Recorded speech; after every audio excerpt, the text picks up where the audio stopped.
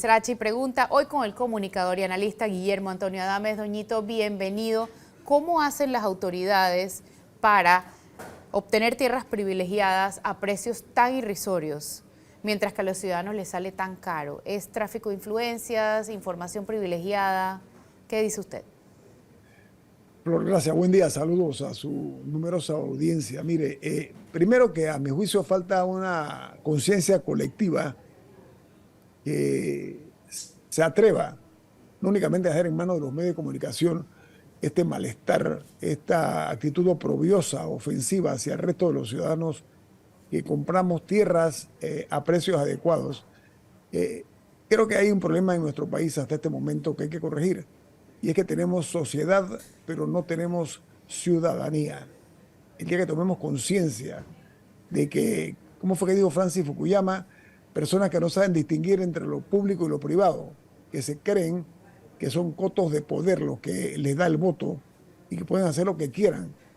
Son caciques de pueblo, lo que estamos viendo nosotros que están haciendo este tipo de latrocinio obsceno y vulgar con el negocio de las tierras, y eso es muy lamentable porque tiene otro propósito, que es el de ayudar a personas que no tienen exactamente recursos, y la plataforma la están utilizando para hacerse de muchas tierras, incluso utilizando a campesinos como testaferros. Es una ofensa más para este país que se merece mejor suerte. Pero vemos a las figuras involucradas en estos escándalos o no responder, o responder que no hay nada ilegal y que no son los únicos. Y no solamente sucede en el tema de las tierras, sucede en muchos otros escándalos. ¿Qué los hace sentir tan poderosos como para no responder o responder con tanto desparpajo? Mira, aquí hay una situación de un cinismo galopante, tremendo, porque no únicamente no respetan a la ciudadanía, sino que no respetan a los que los llevan a las alturas del poder. Cuando llegan allá arriba, Flor, a 40.000 pies de altura, se necesita oxígeno. Y esas personas como que pierden el sentido común, pero lo que es peor es la no rendición de cuentas. Mira, la suerte le cambia a muchos y muchas que provienen de condición económica normal, otros tienen una vida cómoda hasta antes de llegar a un cargo público, porque son millonarios y de repente los que tienen una condición económica modesta se convierten en personas pudientes. Los que eran pudientes se convierten en ricos. Los que eran ricos se convierten en millonarios y adivina qué, los que eran millonarios se convierten en multimillonarios. ¿Pero sabes cuál es el problema? Que no pueden justificar esa riqueza sospechosamente adquirida en el uso y usufructo del poder político. ¿El problema es ese, doñito, o el problema es que no hay nadie que los haga rendir cuentas, que las entidades de control tampoco estén haciéndolos rendir las cuentas que deben rendir? Pero me da mucha pena lo que voy a decir. Aquí el problema es la putrefacción política que hay en este país, que eso tiene efectos impredecibles en nuestro futuro inmediato. Lo más grave es que en las últimas décadas hemos visto una caricatura de justicia. Yo siento que se ha ido enmendando poco a poco, se ha ido remendando esos errores y esas falencias que hemos visto, donde solamente en otros sitios es el largo brazo de la justicia, aquí es el corto brazo de la justicia, que no alcanza a las personas que tienen poder político ni económico.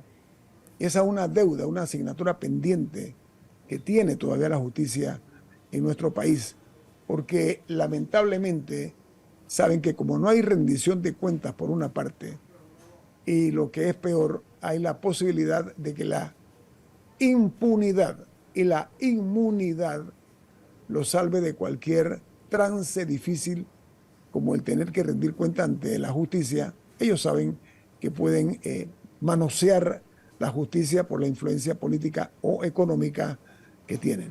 La pregunta clave es si estos escándalos tendrán efecto electoral o de aquí al 2024 se olvidan. Flor, a mí me inquieta, y no poco, observar cómo algunos funcionarios son como trapecistas, ¿no? son trapecistas, brincan de un lugar al otro, se mecen en el poder, ocupan cargos de responsabilidad, cometen actos irregulares, por no hablar de corrupción, impunemente, y después cuando viene el proceso electoral se lanzan a diputados, buscando ¿qué? Inmunidad, y eso obviamente que conspira contra el equilibrio social tan necesario en nuestro país. Esa es la tormenta perfecta en otro país para que tengan cuenta. Mira Perú, Perú es un ejemplo. Los corruptos han ido desde los presidentes hacia abajo, ¿ok? Han ido a la cárcel. Otros están detenidos, otros están en proceso. Ministros de Estado que son sometidos a la justicia. A mí me inquieta mucho también, Flor, por ejemplo, organizaciones que hay en este país que no cumplen con la misión que les corresponde. A mí me gustaría y mucho ver al Colegio Nacional de Abogados pronunciarse ante todos los desmanes que hay aquí. ¿Por qué? Porque algunos operadores de justicia no cumplen con su compromiso, no con la patria, no con usted y conmigo, no, con los que nos están viendo, hombre, sino con su propia dignidad y familia. Como que se ha perdido un poco ese tipo de responsabilidad, de conciencia cívica. Lo que siempre se ha hablado de la sociedad civil no organizada. Hablábamos de el impacto electoral que van a tener los escándalos que hemos visto en los candidatos. Y ahora pregunto por Lombana, ¿cuánto efecto electoral cree que tenga ese patinazo que tuvo con Ricardo Martinelli en la firma del Pacto Ético Digital?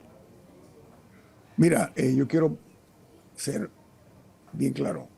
Ricardo Lombana, somos amigos personales, pero eso no me exime de opinar, y espero que Ricardo lo tome en positivo porque él sabe que yo soy frontal. Él es un hombre con recursos, un hombre inteligente, probado. Él logra algo impensado en otros tiempos, en las elecciones pasadas, logra un honroso tercer lugar, incluso se gana al partido de gobierno. O sea, irrumpe en la política pateando la puerta. Y lo que se pensaba que era nada más un ensayo, mandó una señal que yo siento que la clase política no ha entendido todavía. Si a lo de Lombana, tercero en las elecciones, se suma la forma como Juan Diego Vázquez logra una posición en el Pleno de la Asamblea, o Ana Matilde Gómez, que fueron los que mayores votos obtuvieron, esa lectura no se le ha dado por parte de la política tradicional. Pero vuelvo a Ricardo Lombana, lo que le pasó con Ricardo Martinelli. Ricardo Martinelli parece que tiene un toque mágico. Como decía, Midas, todo lo que tocaba se convierte en oro, ¿no? Ricardo Martinelli a todo adversario político que toca es como el Titanic, no tiende a hundirlo. Yo recuerdo un incidente que se dio en un almuerzo en la casa de un empresario panameño que le costó muy caro a un candidato político del PRD. En este caso a Ricardo Lombana, los efectos de esa mala respuesta fue porque sabemos nosotros que Ricardo podía haber dicho sin opinión, sin comentario. O sea, hay tantos recursos para evadir una respuesta que yo creo que fue impensada. Es más, quiero creer que fue impensada. Ahora le toca nada más es tratar de enmendar eso, de que pase la página y que comience con una etapa que logre, digamos nosotros, eclipsar ese desafortunado momento que vivió Ricardo Lombana. Hablamos del incidente de Lombana durante la firma del Pacto Ético Digital. Ese Pacto Ético Digital, ¿cuánto ayudará a que realmente veamos una campaña más limpia? Tengo la sospecha que aquí se va a desbordar las pasiones, que va a ser muy difícil que sea un muro de contención el pacto al cual hacemos mención en este momento. Vamos a un cambio, ya volvemos y seguimos hablando de otros temas. Hoy con el analista y comunicador Guillermo Antonio Adames.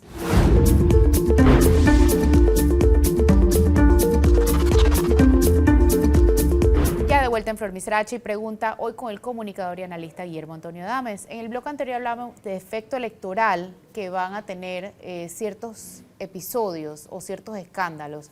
Y en este le quiero preguntar qué efecto electoral va a tener o piensa usted que tendrá la designación de Ricardo Martinelli en la lista de los corruptos de Estados Unidos. Ricardo Martinelli es un elemento perturbador en la política. Tiene demasiada fuerza y hay que reconocerlo. Es una persona que desde que corrió la segunda vez a la presidencia de la República como aspirante, él rompe el bipartidismo en Panamá. Él tiene eso a su haber, esa es una de sus medallas. Logró romper esa alternabilidad en el poder de los partidos tradicionales, ¿no? Así que él tiene esa ventaja. Segundo, tiene dentro de los beneficios la experiencia de haber ejercido el poder. Él habla por su talante. Con él no hay sorpresas.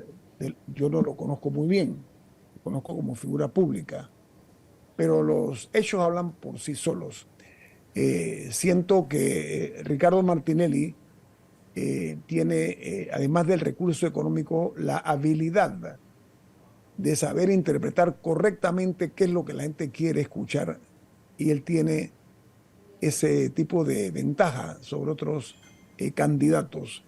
Yo dije en una ocasión más en serio que en broma que el señor Martinelli es el mejor psicólogo que hay en Panamá. Él sabe lo que la gente quiere escuchar, él sabe lo que tiene que decir, y créanme que le está dando réditos muy en positivo. Y esto no es una crítica, estoy reconociendo esa habilidad política de la cual goza el señor Martinelli. ¿Y qué mensaje mandaría que él volviera al poder? ¿Por qué debería preocupar eso a la ciudadanía?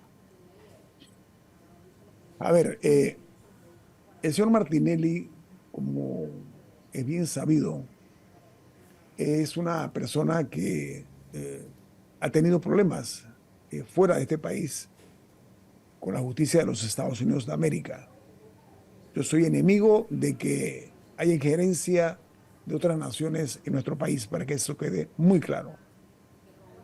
Pero en Panamá, lamentablemente, no se ha actuado a nivel de la justicia al mismo nivel que vimos en los Estados Unidos con relación al señor Martinelli. Entonces, eso y Flori, tú y yo hablamos con mucha gente nos habla. Esa es una de las cosas que a la gente le llama la atención muchísimo, que los Estados Unidos actuó, allá estuvo detenido 2 años. Creo que tiene una situación real que puede servir de carta de negociación también a él, Flor, en el sentido ese de ser supuestamente, y no digo supuestamente, en realidad creo que si las elecciones son hoy, es muy probable que el señor Martinelli gane. Si es hoy, entendiéndose que no están todos los jugadores sobre el terreno, sobre la cancha. Pero ¿por qué debería preocupar que él subiera al poder? ¿Qué mensaje mandaría eso? Mira, las personas que saben lo que dicen y que dicen lo que saben, los que ven la política y que la practican, tienen la inquietud de que un presidente que ha tenido problemas con la justicia de los Estados Unidos y que tiene casos pendientes aquí con la panameña, puede ser un obstáculo para que él tenga una buena relación diplomática con otros países. Eso es lo que siento yo que gravita en su posible candidatura. ¿Ve formándose una gran alianza opositora? El problema es que todo está bien hasta que hay que definir quién va a ser la cabeza. Así es. Me estoy remitiendo a hechos sabidos. De que se puede dar una gran alianza, por supuesto, hemos sido testigos de relaciones antinatura en nuestra política criolla. De sentarse, de ponerse de acuerdo en ciertos aspectos, creo que es viable. A la hora de pagar la cuenta, no pida la cuenta a quién paga, me refiero a quién va a la cabeza, ahí donde yo creo que se puede trancar el partido. ¿Y usted ve como una buena estrategia de Martín Torrijos correr por el PP? Y ahí pegada, ¿cómo impactaría esa candidatura en la de Gaby Carrizo del PRD? Martín Torrijos tiene la ventaja de que ya ocupó el solio presidencial. Y lo hizo bastante bien, a mi juicio, por supuesto. Es un hombre que yo lo entrevisté en mi programa y me impresionó la madurez que ha obtenido en los años que han transcurrido desde que abandonó la presidencia de la República.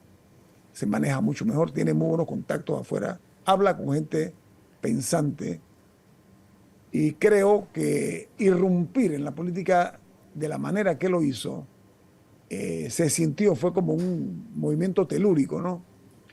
La pregunta es, siendo el hijo del general Omar Torrijos Herrera, habiendo sido presidente y secretario general del PRD, lo que alguna gente, sus malquerientes o los que tal vez lo quieran, lo que les duele o les preocupa es que esté corriendo por un partido que no sea el PRD. Ese es el principal cuestionamiento que hacen algunas personas al señor Torrijos. En cuanto al candidato y actual vicepresidente de la República, el señor Carrizo,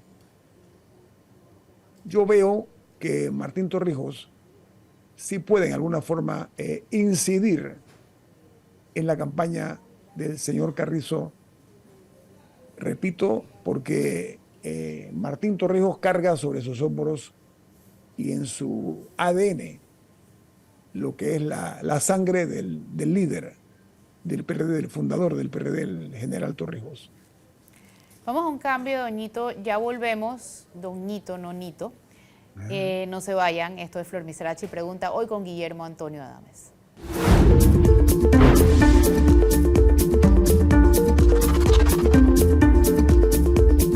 Ya de vuelta en Flor Miserachi Pregunta, hoy con Guillermo Antonio Adames. Doñito, no hemos visto muchas propuestas todavía de los candidatos. ¿Cuáles son los temas pendientes? ¿Cuáles deben ser las 3 prioridades del siguiente gobierno? La ineludible, la inevitable, la que se ha postergado durante décadas, la situación precaria de la Caja de Seguro Social, que ningún gobierno se ha atrevido, exceptuando el de Martín Torrijos, que hizo algunos cambios con un gasto político muy fuerte. Pero lo triste de esto es que predomina el cálculo político sobre la intención de resolver la situación de la Caja de Seguro Social.